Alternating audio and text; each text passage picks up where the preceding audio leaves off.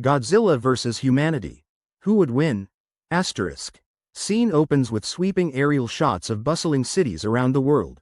The glittering skyscrapers of New York City, the vibrant streets of Tokyo, the historic landmarks of London, and the sprawling urban landscapes of Shanghai. The hustle and bustle of everyday life is evident. Cars honking, people chatting, life moving at its usual pace. Suddenly, the ambient sounds fade, replaced by a distant, deep rumble. Birds scatter, and a low, ominous music begins to build. Hey there, folks, ever sat around with your friends and thought, what if Godzilla showed up today? Yeah, me too. Since his first stomp onto the big screen in 1954, Godzilla has been more than just a giant monster wrecking cities. He's been a symbol, a colossal embodiment of nature's wrath and the consequences of our own actions. But let's get down to it.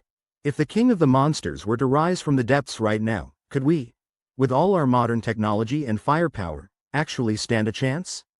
Or are we just tiny ants to be squashed underfoot? So buckle up, grab your favorite snack, and let's dive into this epic hypothetical. Godzilla vs. humanity. Who would win? Asterisk. The origins of Godzilla. Asterisk. First, a quick history lesson, but I promise, it's the fun kind. Godzilla was born out of post-World War II Japan's collective consciousness. After experiencing the devastating effects of nuclear bombs, filmmakers created Godzilla as a representation of those horrors, a walking, roaring symbol of nuclear destruction. Godzilla's evolution. Crazy to think that a guy in a rubber suit could carry so much meaning, right? But that's the magic of cinema. Over the decades, Godzilla has undergone some serious makeovers. Sometimes he's the villain, sometimes he's the hero, and sometimes he's just a force of nature doing his own thing. Remember the classic black and white Godzilla? Compare that to the massive, CGI behemoth in recent films.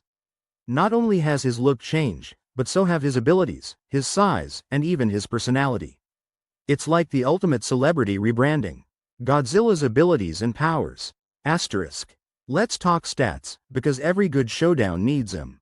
Godzilla's height varies depending on the movie, but let's take the modern average. Around 120 meters tall, which is like stacking over 30 elephants on top of each other. He weighs in at about 90,000 tons.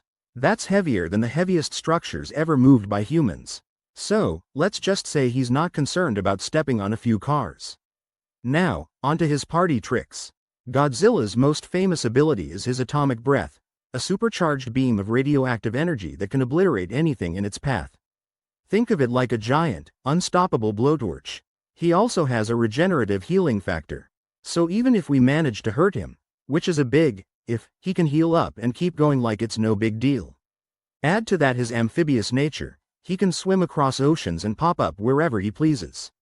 Limitations. But he's not without his flaws. In some storylines, excessive radiation can overload him, causing him to burn out, literally. And while he's tough, certain rare elements or energy weapons have been shown to injure him. Plus, let's face it, he's not exactly stealthy. Kind of hard to miss a skyscraper-sized lizard stomping your way. Humanity's defensive capabilities. Asterisk.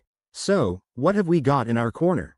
Humanity's combined military might is nothing to scoff at.